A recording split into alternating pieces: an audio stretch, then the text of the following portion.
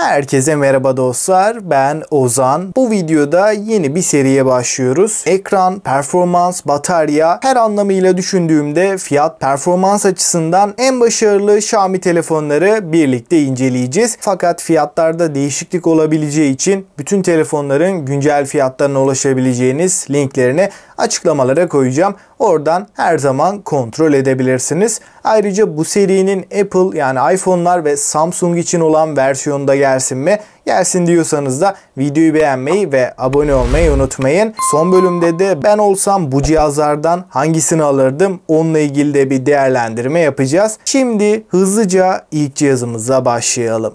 Redmi Note N'te 6.43 inç boyutunda Full HD Plus 409 ppi piksel yoğunluğuna sahip AMOLED bir panel kullanılmış ve 1100 nite varan maksimum parlaklığı da kesinlikle yeterli seviyede diyebilirim. Note N'in donanım kısmında Helio G95 işlemcisi bulunuyor. Bu işlemcimizle birlikte Note N PUBG'de akıcı ve dengeli grafiklerde 60 FPS akıcı bir oyun deneyimi sağlıyor. Bu telefon özellikle hem ekran kalitesi olarak üst düzey beklentileri olanların hem de oyun tarafında yüksek performans isteyenlerin ihtiyaçlarını karşılayabilecek bir model. Kamera kısmında 64 megapiksel f1.79 diyafram açıklığında HDR yapay zeka destekli güzel bir ana kamera kullanılmış. İkinci kameramız 8 megapiksel f2.2 ultra geniş açı. Üçüncü ve dördüncü kameralarımızda 2 megapiksel f2.4 makro ve derinlik algılama kameraları. Note N'in ön kısmında ise 13 megapiksel f2.45 diyaframla gelen güzel bir kamera bizleri karşılıyor. Video tarafında arka kamerayla 4K 30 FPS'te, ön kamerayla ise Full HD 30 FPS videolar çekebiliyoruz.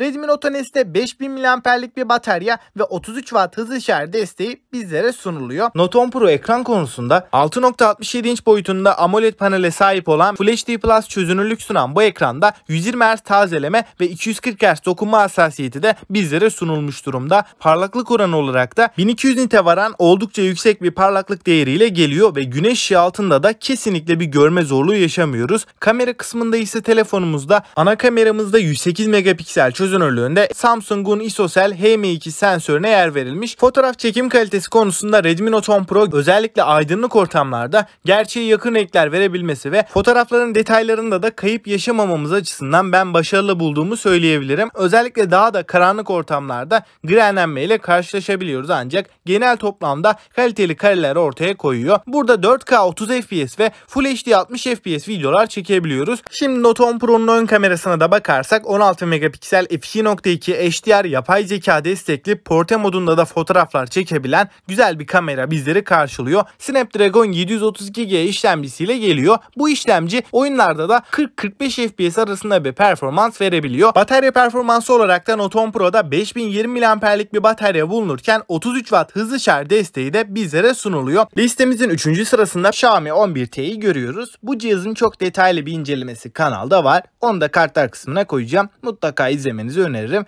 Ekran tarafında da yine oldukça kaliteli bir AMOLED paneli görebiliyoruz. Bu ekranımız 120 Hz tazeleme ve 480 Hz dokunma hassasiyetine de sahip. Yonga seti kısmında ise piyasanın en güçlü işlemcilerinden MediaTek Dimensity 1200'ü görüyoruz ve cihazımızda 8 GB RAM, 256 GB depolama alanında bulunuyor. Performans olarak kesinlikle sorunsuz bir cihaz diyebilirim. Tasarımsal açıdan Poco X4 GT'ye bir baktığımızda X4 GT 8.8 mm'lik kalınlığa ve 200 gramlık bir ağırlığa sahip. Ekran tarafına baktığımızda 6.6 inç Full HD Plus ve 407 ppi gibi oldukça iyi bir piksel yoğunluğuyla gelen IPS LCD bir panelle karşılaşıyoruz. Burada ekranımızın IPS olmasının yanı sıra 144 Hz tazeleme hızıyla beraber ekran deneyimi kesinlikle zirveye çıkıyor. Bu ekranın dokunma hassasiyetinin gayet iyi hissettirdiğini de söyleyebilirim. Bu cihazın en iddialı olduğu taraf donanım tarafı diyebiliriz. MediaTek Dimensity serisinden 8100 gibi çok performanslı bir işlemci önümüze çıkıyor. Bu işlemcimiz piyasadaki en güçlü mobil işlemcilerden diyebilirim. PUBG gibi oyunlar için de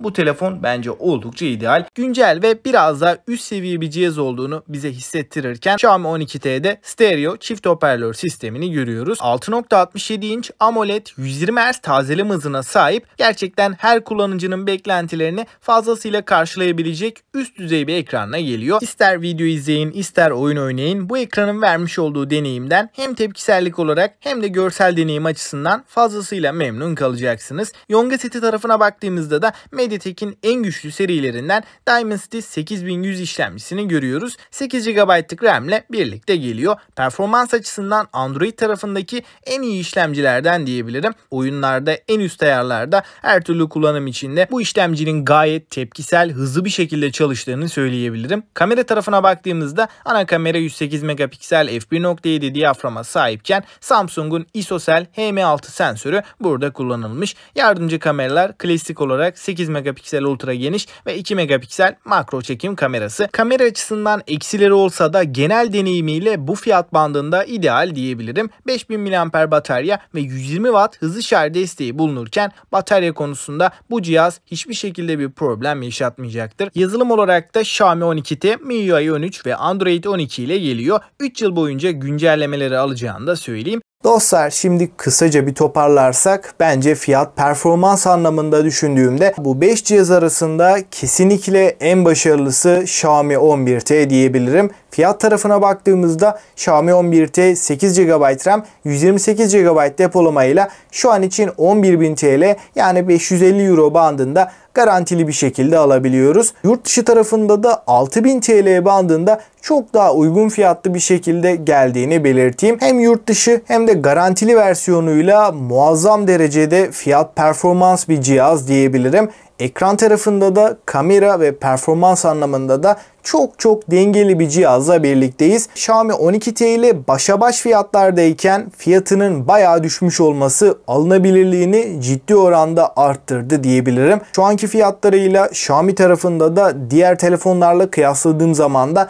çok büyük bir rakibi yok. Benim bütçem çok yüksek değil. Telefona da çok fazla para vermek istemiyorum. Ancak her yönüyle dengeli bir cihaz istiyorum diyorsanız bu noktada alabileceğiniz en uygun fiyatlı ve en iyi telefon olarak benim de uzun zamandır önerdiğim Redmi Note S önümüze çıkıyor. Note S gerçekten başarılı bir cihaz. Ancak kamera ve ekran akıcılığı noktasında biraz daha iyi bir cihaz istiyorsanız ve bütçenizde ortalama 1200-1300 TL daha arttırdığınızda Redmi Note 10 Pro kameraları ve ekran kalitesiyle muazzam bir cihaz diyebilirim. Fiyatının artmamış olması da en önemli avantajlarından. Ben net şekilde 90 FPS istiyorum. Ekranı da bir o kadar akıcı olsun ve tam olarak bir oyuncu telefonu arıyorsanız Poco X4 GT'den başka uygun fiyatlı herhangi bir alternatif yok. Sırf performans, oyun odaklı bir telefon isteyenler için 11T yerine de X4 GT kesinlikle tercih edilebilir. Ve listenin son cihazı olan ciddi anlamda çok iyi düzeyde videolar çekebilen, ekran kalitesi, performans, batarya gibi konularda da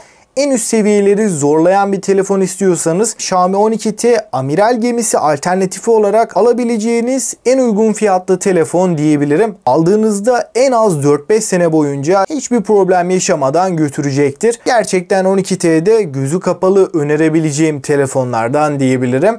Redmi Note S, Note 10 Pro, Xiaomi 11T, X4 GT ve Xiaomi 12T. Bu telefonlar benim için fiyat performans yönünde en tepede yer alan modeller diyebilirim. Fiyatlarını tam olarak hak ediyorlar. Son olarak bu seriyi siz nasıl buldunuz? Görüşlerinizi merak ediyorum. Eğer ki bu serinin devamında iPhone'lar ve Samsung telefonlar için de böyle bir videonun gelmesi tamamıyla size bağlı. Peki sizin bu listede olması gerekiyordu dediğiniz bir Xiaomi telefon varsa onu da mutlaka yorumlarda bekliyorum. Bu videodan bu kadar diyelim. Sonraki videoda görüşünceye dek hoşça kalın.